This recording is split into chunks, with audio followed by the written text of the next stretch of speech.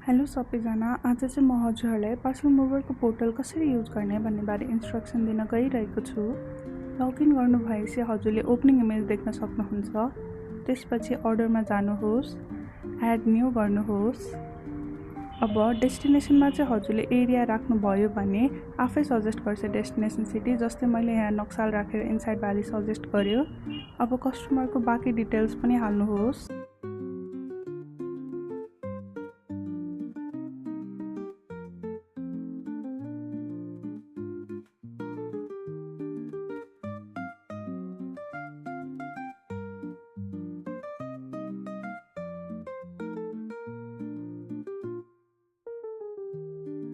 सीओडीमा चाहिँ हजुरहरूले हजुरहरूको सीओडीको साथै हाम्रो डेलिभरी चार्ज पनि एड गरिदिनु होला र रिमार्क्स लेखेर क्रिएट गरिदिनु होला। त्यसपछि पिकअप रिक्वेस्टमा जानुहोस्, एड न्यू गर्नुहोस् अनि हजुरहरूले अघि क्रिएट गर्नुभएको सेलेक्ट गरेर पिकअप लोकेसन हालेर त्यसलाई सबमिट गरिदिनु होला।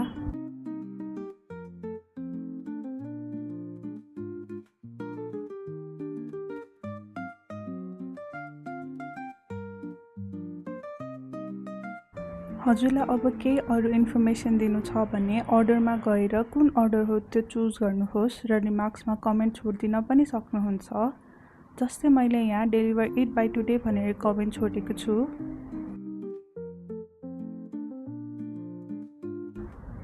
अब सक्सेसफुली रिमार्क्स पनि क्रिएट भयो।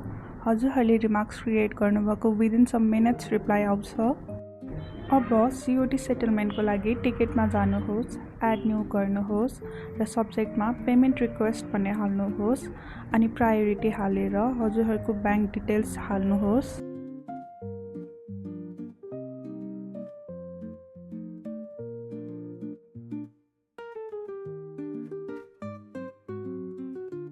अब डिस्क्रिप्सनमा सीओडी सेटलमेन्ट भनेर हाल्नुहोस्।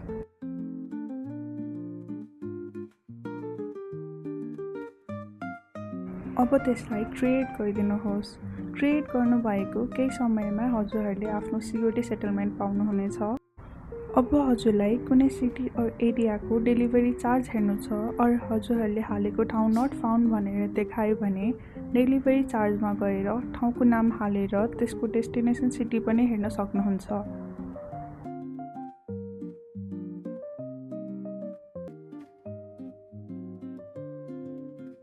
I hope this video helped you. Thank you for watching. Bye bye.